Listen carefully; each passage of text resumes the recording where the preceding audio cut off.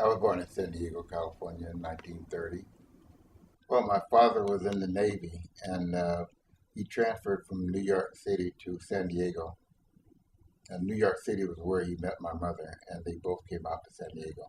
Well, we lived on 2917 Webster Avenue, and it was really a lot of fun there at that area.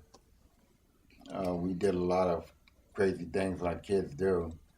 Uh, my father was in the Navy, and my mother did uh, work. She worked from early in the morning till in the afternoon. So while we were home, it was four of us. While we were home, our neighbors took care of us.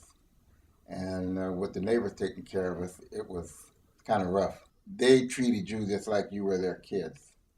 And if you did anything wrong, you had a problem. Nobody in my family smoked, but we had an ashtray at the house. And when my father had company there, they would smoke.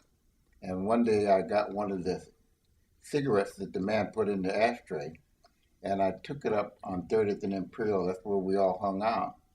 And I lit the cigarette before I got there because my friends were all sitting there.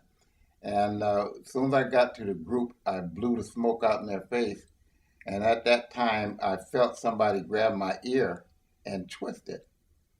And I didn't get a chance to turn around, but the lady pulled me across the street and made me go home and not come out of the house. And it was one of our next door neighbors. And I had to stay home until my mother got home. And we did not go out. When they told us to go into the house, that's what we did. We had a police officer that lived in our neighborhood.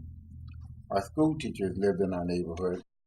And with parents not being at home when you got out of school, all the neighbors knew that you had to be home at a certain time. And if we did anything wrong on the streets, what the police used to do is on Harbor Drive, it used to be a place where the Navy field was. And the police would take us to Harbor Drive and let us out.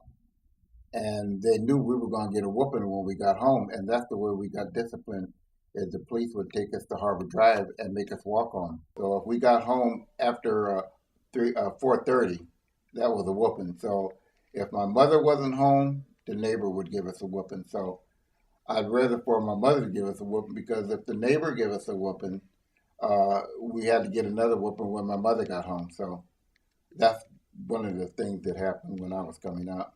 Everybody on my block raised us. You've heard people say it takes a village to raise a child. It really was at that time. The whole neighborhood raised the family, especially if a mother and father had to work. And that's the way I grew up.